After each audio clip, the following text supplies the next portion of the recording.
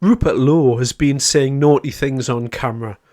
Now, whether you like Rupert Lowe or not, I've said previously, I quite like the man. I think he's got some okay policies, and certainly he's talking my language. However, in this clip, it kind of does show that Rupert Lowe is an anti-Semite. He's a racist. And so, whilst I don't think that anything should happen to the man, it was an off-the-cuff remark. You would really have to agree with me. It leaves you in little doubt as to the man's position. Yeah. Amazing. No, it is. Yeah, we'll see. I mean, in days gone by, you'd call it a Jewish camera, but that would be politically incorrect because it's so small.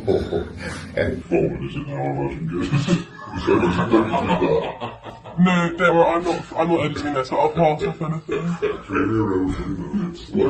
No, The career over in a second. okay, wait, I've just lost speaker, sorry. Okay.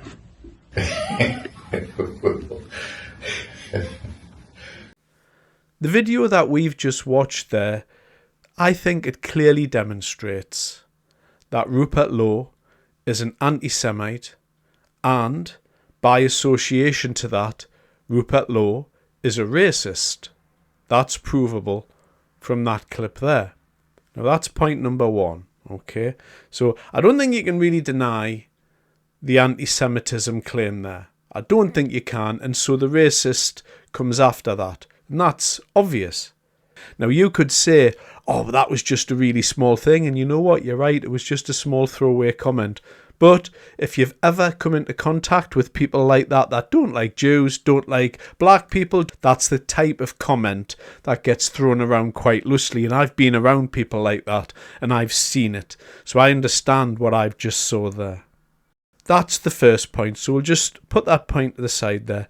Point number two is, I don't really care about what people think. I'm not a bigot. I'm quite comfortable with people having a voice in society, like Rupert Lowe, who are racists and anti-Semites.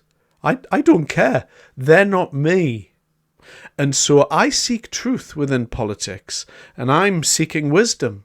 And so when I look at that, I have to be honest with myself and say, I don't care what these people believe. I don't care what Rupert Lowe believes. Third point is about politics.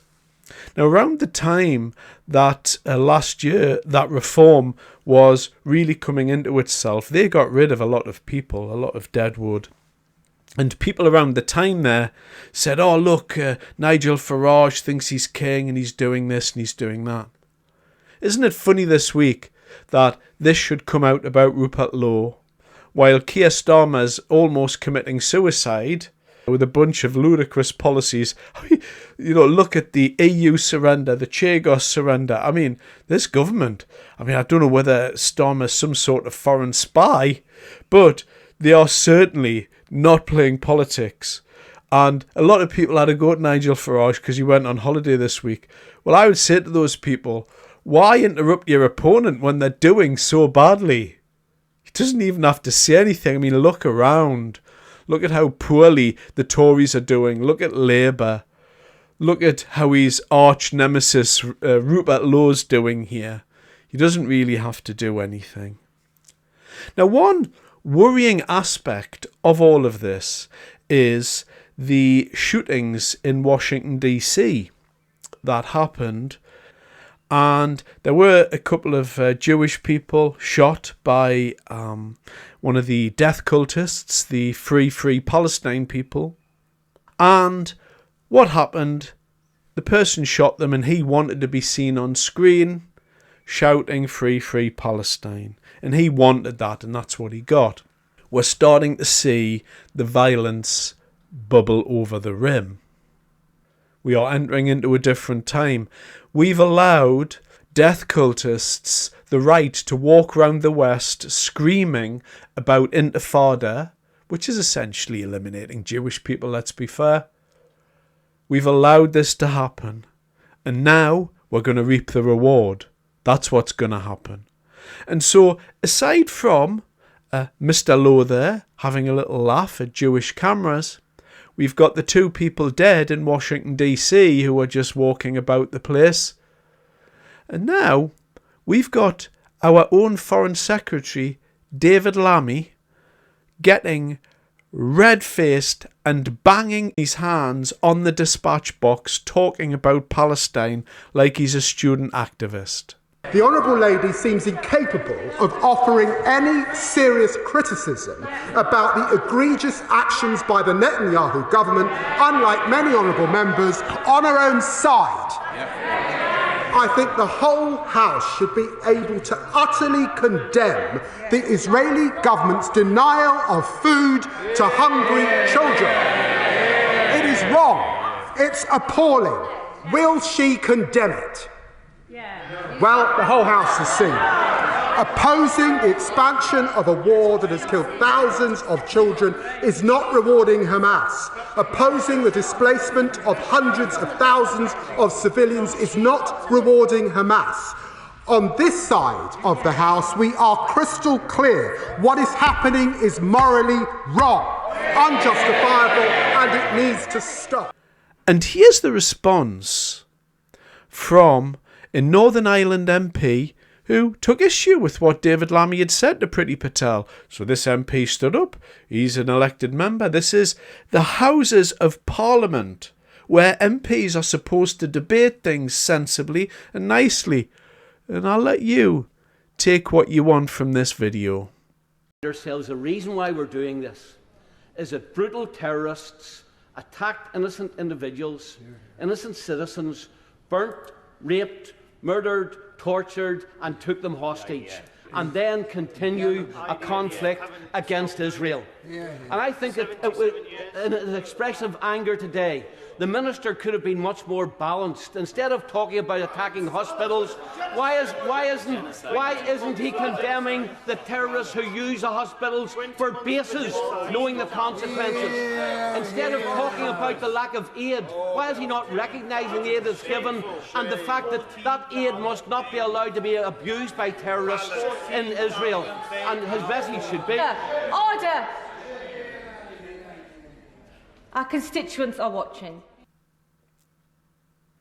And so what you've got there is a bunch of independent MPs who basically ran on the Gaza or the Free Palestine ticket, we'll call it, which is essentially representation of death cultists and Hamas and all the rest of it. And so you've got a man standing up there wanting to see his piece being shouted down by Labour MPs and Hamas supporters there. Look at the state of what's happening in our parliament.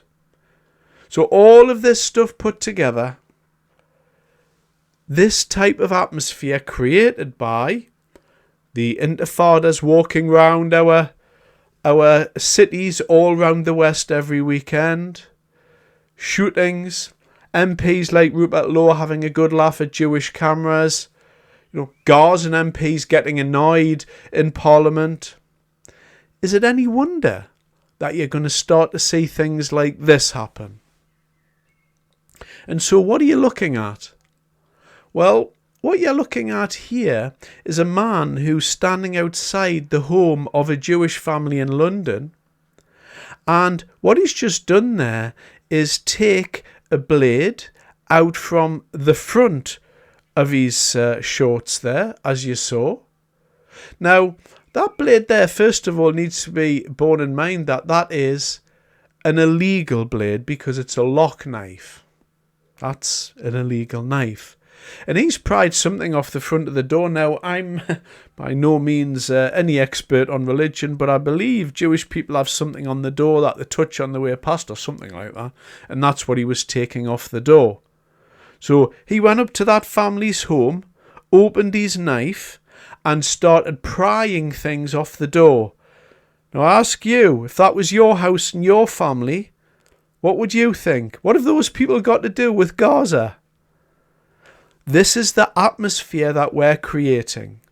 This is the full thing that we've allowed to happen. And all of them are complicit. Mark Rowley, Labour MP screaming and shouting. Independent MPs at the back there. Keir Starmer not putting down blasphemy laws, Labour Party and Angela Rayner wanting to talk about blasphemy. This is all creating this very, very excitable atmosphere, and it's not going to be long before a Jewish person is killed on the streets of this country for being Jewish. This has gotten out of hand, and before we get through this, there's going to be murders, and the blood of those people will be on people like David Lammy and everybody that walks around screaming for intifada, and Rupert Lowe, who's making jokes about Jewish people there. Everyone's complicit. You're either for good, on the right side of good, on the right side of history, or you're not. And it's as simple as that. It's a very, very sad journey we're going on in our society, and there's no way back really before it gets a lot worse, I'm afraid. But there is going to be deaths, that much is for sure. Thanks very much for your time.